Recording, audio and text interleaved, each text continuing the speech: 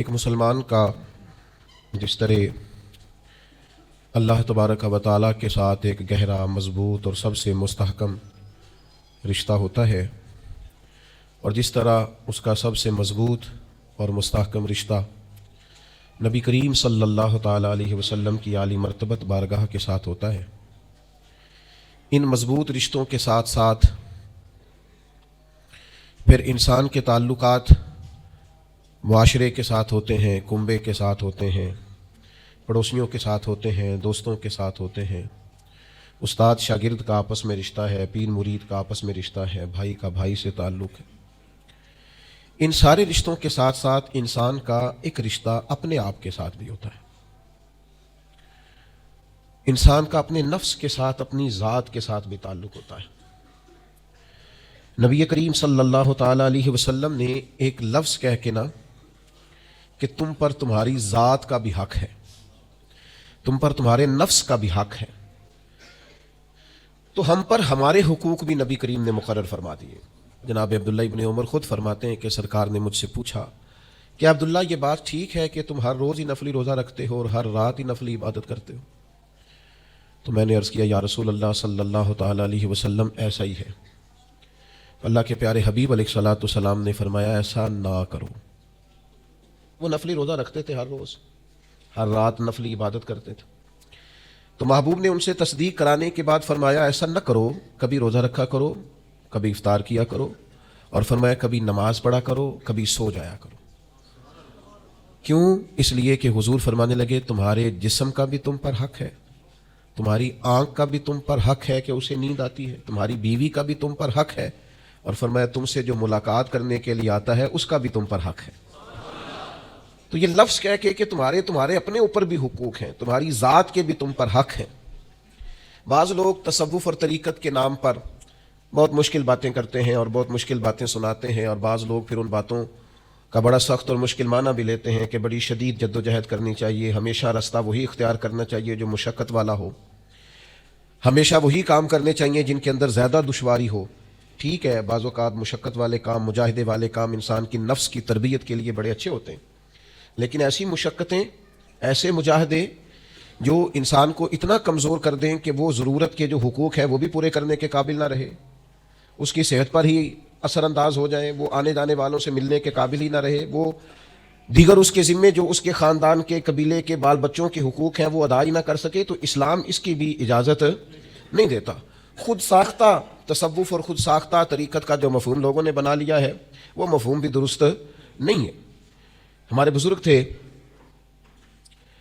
شیخ المشائخ اور استاذ الاساتذہ حضرت شیخ محمد تحسین رضا خان صاحب بریلوی رحمۃ اللہ تعالی علیہ، 50 سال کے لگ بھگ انہوں نے درس حدیث دیا ہے۔ تو میں ان پر ایک مضمون لکھ رہا تھا، میں نے ان سے عرض کی حضور آپ تہجد پڑھتے ہیں؟ فرمانے لگے نہیں، میں عشاء جماعت سے پڑھتا ہوں، اس کو بھی سالوں بیت گئے، اور میں فجر جماعت سے پڑھتا ہوں، یہ بھی میری زندگی کا معمول ہے، لیکن میں سحری کے وقت اس لیے نہیں اٹھ پاتا کہ مجھے صبح 8 بجے بیٹھ کر بچوں کو درس حدیث پڑھانا ہوتا ہے، عشاء کے بعد مجھے مطالعہ کرنا ہوتا ہے، تو میں سمجھتا ہوں یہ بھی میرے لیے نفل عبادت ہے، لہذا میں رات کو بھی کتاب و سنت دیکھتا ہوں اور سارا دن بھی کتاب و سنت پڑھاتا ہوں، امید ہے میرا رب مجھے تہجد کا اجر بھی عطا کرے گا۔ عزیز دوست، آپ یاد رکھیے گا، اس کو سمجھیے گا کہ ہمارے ہاں بعض لوگ بعض چیزوں کو زیادہ دشواری بنا لیتے۔ فلاں آدمی کو میں نے کبھی نفل پڑھتے نہیں دیکھا، یہ طریقت نہیں کہ آپ نے اسے نفل پڑھتے نہیں دیکھا تو وہ صوفی نہیں۔ آپ یہ بتائیے کبھی فرض چھوڑتے تو نہیں دیکھا، کبھی اسے ضروریات دین کو چھوڑتے تو نہیں دیکھا؟ اور نفل تو ویسے بھی انسان کا رب سے ذاتی معاملہ، ہو سکتا ہے سامنے والا چھپ کے پڑھتا ہو سکتا ہے وہ کسی ایسے لمحے میں پڑھتا ہو جب وہ سمجھے کہ اس وقت مجھے تنہائی میسر ہے۔ تو حضور نے فرمایا تمہارے نفس کا بھی تم پر حق ہے۔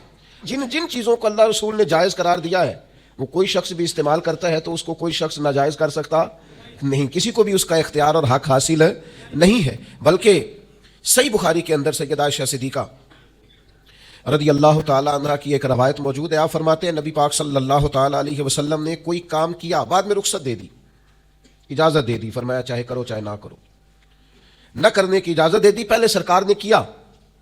تو بعض لوگ ایسے تھے جنہوں نے اس رخصت سے فائدہ نہیں اٹھایا، وہ کام کرتے رہے، حضور نے اجازت دی تھی لیکن انہوں نے اس اجازت سے فائدہ نہ اٹھایا۔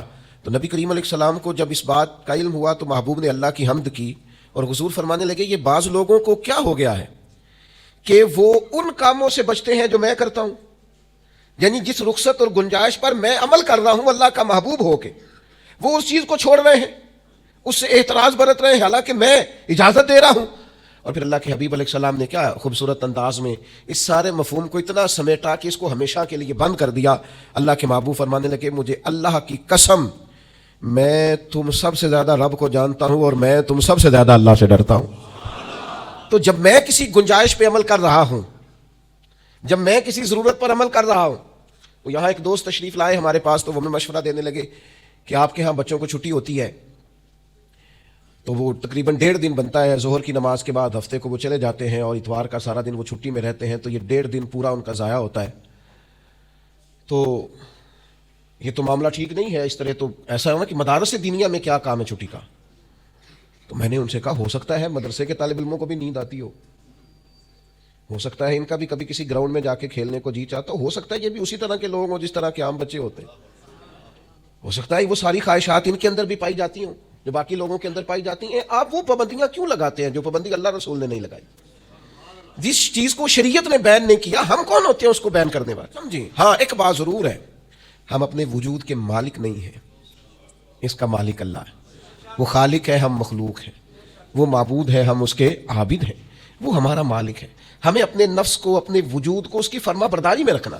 نفس کے حق کا یہ مطلب نہیں ہے کہ خواہش نفس میں اگر کوئی ناجائز چیز پیدا ہوتی ہے تو اس کی تکمیل کے لیے بھی ہم دوڑ پڑیں گے، اس کی شریعت کے اندر اجازت نہیں ہے۔ اجازت اس بات کی ہے کہ جن چیزوں کو شریعت نے جائز قرار دیا ہے آپ اگر ان کا حصول چاہتے ہیں، آسانی چاہتے ہیں تو آپ ضرور ان کو اختیار کریں، کوئی منع والی بات نہیں ہے۔ میں نے کہا بعض لوگ نا بعض چیزوں پر شدت کرتے ہیں، یعنی نبی کریم علیہ السلام کے صاحبزادہ گرامی حضرت ابراہیم علیہ السلام کا وصال ہو گیا تو نبی کریم کی آنکھوں میں آنسو آ گئے۔ تو ایک شخص نے حضور سے کہا یا رسول اللہ آپ بھی روتے ہیں، آپ تو صبر کا درس دیتے ہیں۔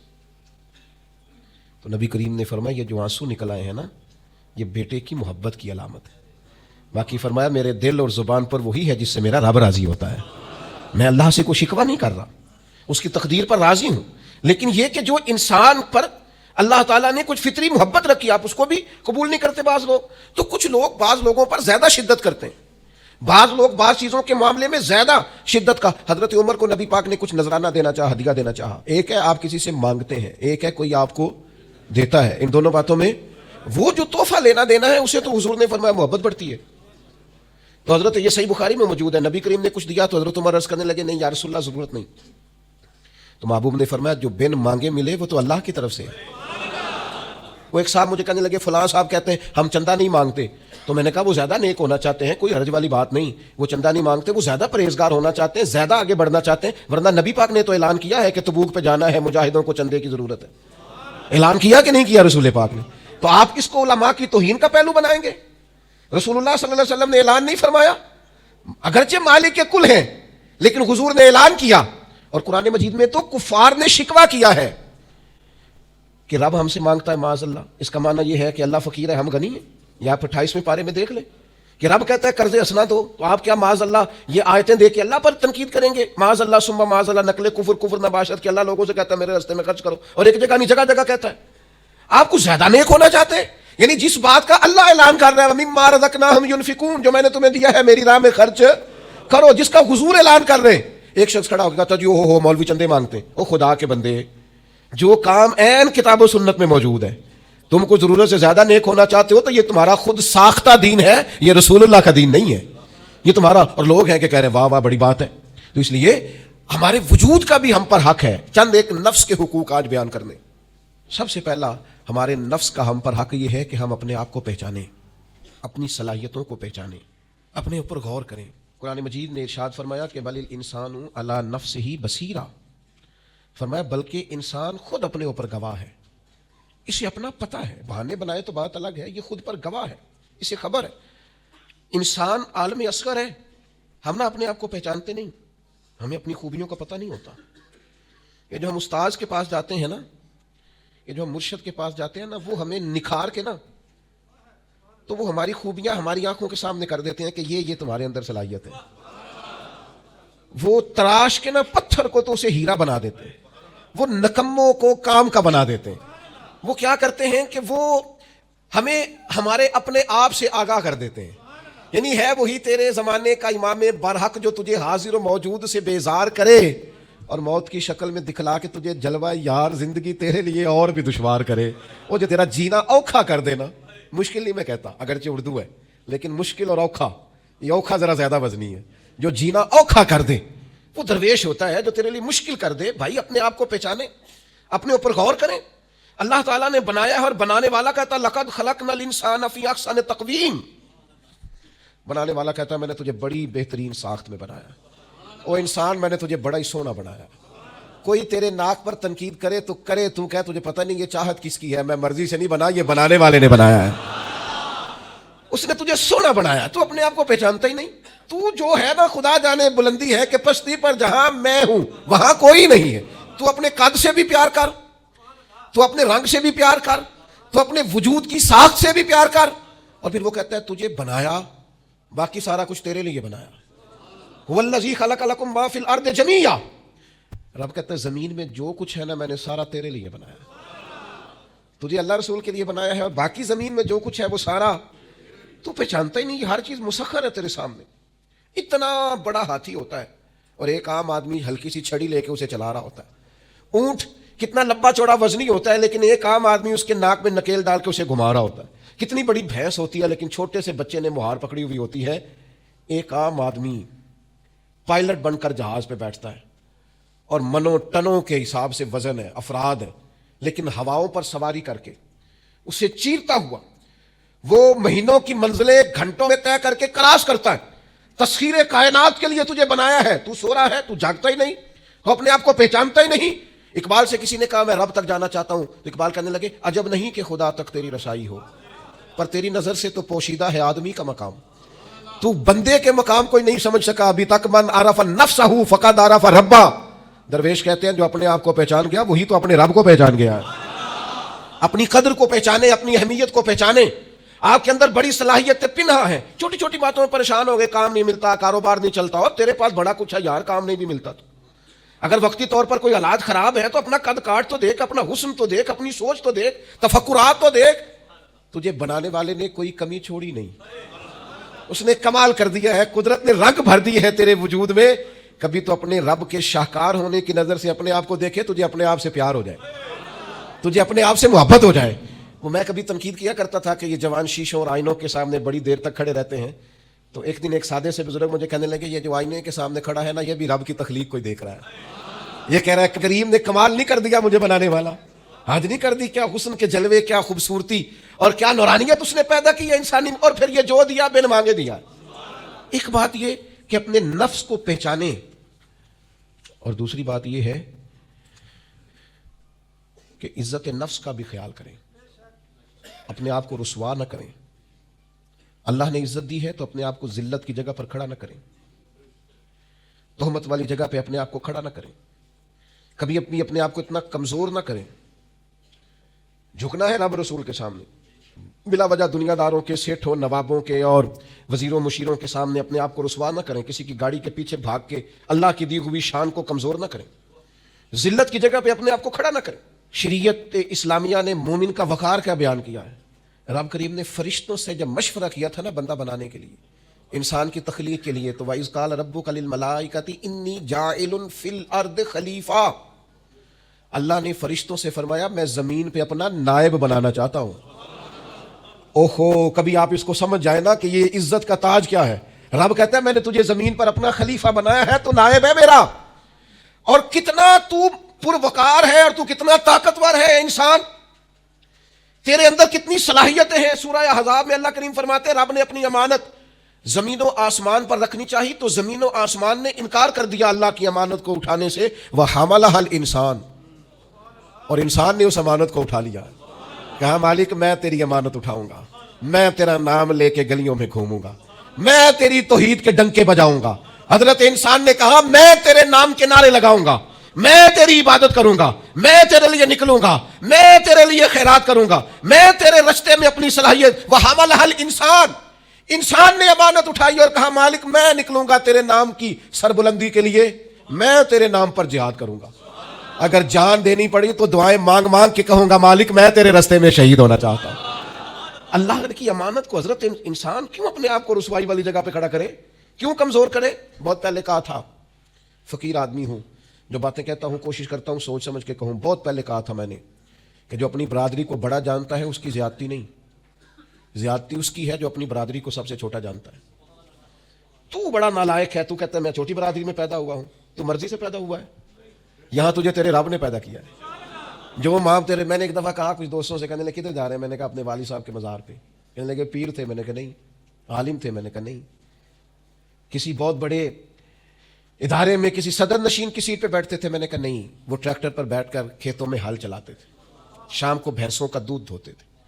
وہ کسان تھے, وہ محنت کرتے تھے. پھر وہ تاجر تھے, چھوٹی سی تجارت کرتے تھے. لیکن مجھے اگر کوئی کائنات میں پوچھے گا نا خوش نصیب کتنے ہو, تو میں کہوں گا میں نے اس طرح کا باپ نہیں دیکھا جس طرح کا اپنا باپ دیکھا. اس لیے کہ میری شخصیت میں اگر کوئی نکھار ہے تو سب سے زیادہ رنگ میرے ابا جی کے بھرے ہوئے. میں کیسے انکار کروں؟ سب سے زیادہ ان کے دیے ہوئے رنگ ہیں شخصیت کے اندر, ماں باپ کے. وہ بھائیوں ناز کے ساتھ زندگی گزاری جاتی ہے.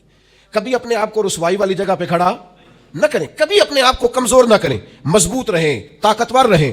اور تیسری بات, ایک تو اپنے نفس کو پہچاننا ہے, دوسرا اپنی عزت کرنی ہے. کس کی عزت کرنی ہے؟ اپنی عزت کرنی, تکبر نہیں کرنا, اپنی عزت کرنی ہے. عربی کے کسی شاعر نے کہا تھا جو اپنی عزت نہیں نہ کرتا اس کی عزت بھی کوئی نہیں کرتا. اب وہ آپ نے ایک عام محاورہ سنا ہوگا, اپنی عزت بندے کے اپنے ہاتھ میں ہوتی ہے. اس کا معنی کیا ہے؟ آپ کبھی بھی کوئی ایسا کام نہ کریں جس سے آپ کی ذلت ہو. آپ اپنی عزت کریں, آپ اپنی تکریم کریں, آپ اپنے وقار کو بلند رکھیں. آپ کبھی بھی اپنے لہجے کو, معیار کو کمزور نہ ہونے. آپ فکری توانائی کا ہمیشہ مظاہرہ کریں, طاقتور رہیں, کمزور نہ پڑے کبھی بھی. اور تیسرا یہ ہے کہ اپنے نفس کی تربیت کریں. جس طرح انسان اپنے وجود کی نشو و نما کرتا ہے نا, وہ کہتا ہے یہ کھاؤں گا تو طاقت ہوگی, یہ کھاؤں گا تو بیمار ہوں گا, یہ کھاؤں گا تو میں فریش رہوں گا, یہ کھانے سے میری طبیعت میں درد ہوگی. اسی طرح وہ اپنی تربیت کرے, اپنی نشو و نما کرے, اپنی روحانی تربیت پر توجہ دے. وہ دیکھے یہ کام کرنے سے میری طبیعت گناہ کی طرف مائل ہوتی ہے, اس بری صحبت میں بیٹھنے سے میرے اندر بعض بری چیزیں آتی ہیں, اس کے پاس بیٹھنے سے سوچے میری گدلی میلی کچیلی ہوتی, اور اس شخص کی صحبت جو ہے وہ مجھے تازہ کرتی ہے, اللہ کے قریب کرتی. تربیت نفس پر توجہ دیں, اپنی باطنی کیفیات کو ملاحظہ کریں. اپنی تربیت سب سے زیادہ انسان خود کر سکتا ہے. بل الانسان علی نفسہ بصیرہ, انسان خود اپنے اوپر گواہ ہے. وہ خود محسوس کرے کہ کہاں کہاں میرے اندر غلطیاں ہیں, کہاں کہاں میرے اندر کمزوریاں ہیں. وہ ان ساری چیزوں پر متوجہ رہے. ڈاکٹر نے دوائی دینی ہوتی ہے, اور دوائی دینے کے بعد وہ کہتا ہے یہ نسخہ ہے اور یہ کھانے کی ترتیب ہے اور یہ آپ کی پرہیز ہے. اب مریض کہے کہ جناب ڈاکٹر صاحب کوئی نظر کریں آپ تاکہ میں نہ نظر سے ٹھیک ہو جاؤں, تو ڈاکٹر کہے گا میری نظر یہی ہے جو میں نے نسخہ لکھا ہے نا, یہی نسخہ ہے, یہ دوائی کھائیں. یہ وہ لوگ آتے ہیں پیر صاحب کے پاس, کہتے ہیں کوئی نظر کریں میں نیک ہو جاؤں. بھی پیر صاحب نے نسخہ بتایا نا, 5 نمازیں پڑھو, نماز کے بعد یہ والا ذکر کرو. پیر صاحب نے بتایا نا اس کام سے پرہیز کرو, تو آپ ان بات مانیں انشاءاللہ اللہ شفا عطا فرمائے گا. آپ اس نسخے پر, وہ پیر فیض الحسن شاہ صاحب رحمۃ اللہ علیہ عالم معاشری والے فرمایا کرتے تھے, مرید کہتے ہیں سانو نمازاں نہ پڑھاؤ, اللہ اللہ نہ کراؤ, ایویں ہی پہنچاؤ. تو کہتے ہیں یہ ایویں والا کام ہو سکتا, ہاں جو شریعت کے احکام ہے وہ تو سارے کرنے پڑتے ہیں. اور پھر لوگوں کو نا ایسے موقع پہ بابا بلے شاہ جی یاد آ جاتے ہیں, کہتے بلے شاہ نو مرشد ملے ہے تے انہیں ایویں ہی جا بخشایا ہے. وہ نا 300 پہلی زمین ہوندی سی بابے بلے شاہ دی, انہیں ساری دیتی دی اللہ دی راہ وچ. ایویں جڑا جے نا وہ اے والا ایویں جے, میرا شعر نہ پڑھو, پیچھے پلٹ کے دیکھو تو صحیح اس شخص نے کمال کیا کیا کیا. مجھے اتنا نظر آ رہا ہے, وہ بلے شاہ نو مرشد ملیا جنہیں ایویں جا بخشایا, وہ ایویں ان کی عاجزی ہے, وہ ان کی عاجزی ہے, وہ انکساری ہے. وہ کہتے ہیں کہ مجھے بہت زیادہ مشقت نہیں کرنی پڑی, ایک ہی مرشد سے سارا کچھ مل گیا ہے. یہ اس بات کا ترجمہ ہے, اس کی تشریح ہے. من مانی باتیں, من مانی آپ تربیت اپنی کریں, اپنے اوپر غور کریں. اور چوتھا, ہمارے نفس کا ہم پر حق یہ ہے کہ اپنے نفس کا احتساب کریں, اپنے نفس کو اللہ کی رضا کے مطابق ڈھالیں, اس کا محاسبہ کریں.